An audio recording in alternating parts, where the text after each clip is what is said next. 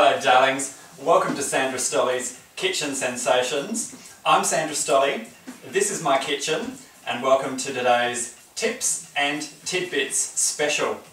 Okay, now whilst I'm not actually going to prepare a dish for you today, I am going to run through a couple of tips and tidbits to help you in and outside the kitchen. So let's get started. Now, I'm often asked two questions. The first, how do you tell that an egg is good to use in a recipe? And the second is, how do you stop your mascara from running when chopping up onions? Okay, so here are my solutions to both of those common problems in the kitchen. Simply grab your egg and a bowl of water and place the egg in the water. Now, if it floats, like this one has, then it's not safe to use and you should carefully discard it. If the egg actually sinks, and I'm hoping this one will, no, okay, that one has also gone, so it's not good to use, so you should carefully discard those eggs. As I said, if they sink, then they're safe enough to use in your recipe. Okay, and onions. Always a bit of a problem for people when chopping up onions. So I've had these couple of onions soaking in some warm water for just a couple of minutes, and once you chop them up, I've found that the burning sensation is basically non-existent. It's completely gone. And I've heard stories over the years of people placing the onion in freezers or chewing gum at the same time as they chop up an onion.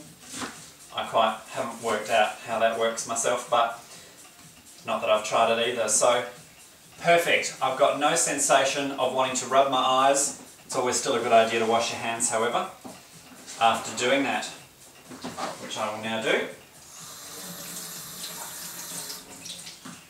And so there you have it. Testing for an egg to see if it's safe to use, and chopping up onions without running mascara. Okay, that's the end of today's little tips session. And now comes the tidbits. So get yourself comfortable. We're going to run through a couple of tips in and out of the kitchen. Okay, now, it's been said that anything that you buy out of a tin, a packet or a box is void of nutrition. I'm inclined to agree, and I'll take it one step further to say generally void of taste as well. It's best to use fresh, organic-based products in your day-to-day food routine if you can. One thing you may not know is that quite a lot of packaged products are actually high in sodium, so they will actually cause bloating and water retention. And ladies, two conditions you really don't want to contend with.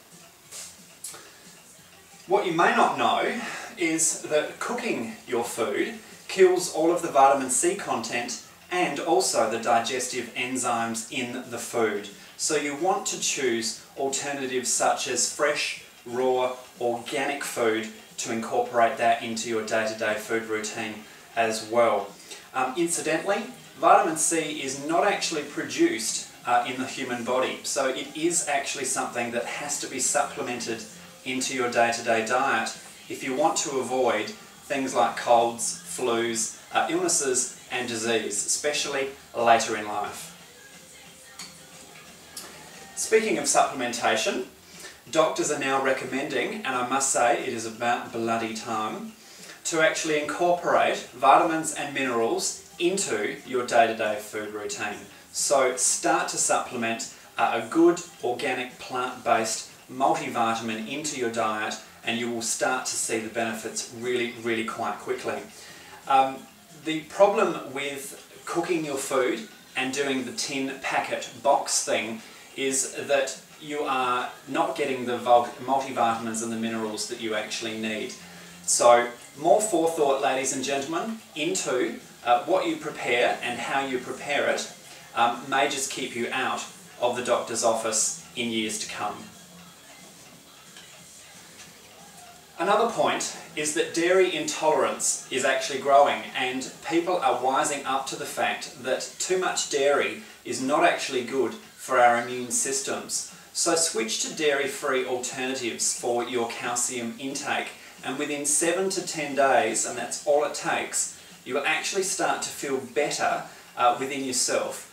No more blocked noses, runny noses, chesty coughs, and colds and flus that tend to linger for a long period of time. So switch to a dairy-free alternative. Exercise, exercise, exercise. I can't push that word enough. I have 45 minutes for lunch every day, and at least 20 minutes of that time I actually spend exercising. I walk the equivalent of about 3 to 4 blocks, and thankfully, ladies, not in these heels. Now, I'm not saying that you should sacrifice your lunch break to do what I do, but what I am encouraging you to do is to incorporate some exercise into your day-to-day routine, and you will reap the benefits, certainly now and later in life.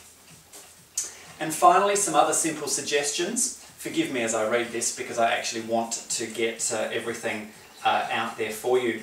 Simple things like switching white bread to brown bread, changing from white flour to wholemeal flour, going from white starchy potatoes to the low GI and vitamin A rich sweet potato option. Change from sweetened products like juices and cordials for the unsweetened versions of. Change from refined white sugar for the low GI unprocessed raw sugar, and then only use half the amount of that. All of these little simple inexpensive changes will actually make a huge difference to your health both now and again the rewards later in life. So there you have it. I'm Sandra Stolle. Thank you for listening. I'm taking the drag out of cooking. Bon appetit, darlings, and until next time, take care. Bye-bye.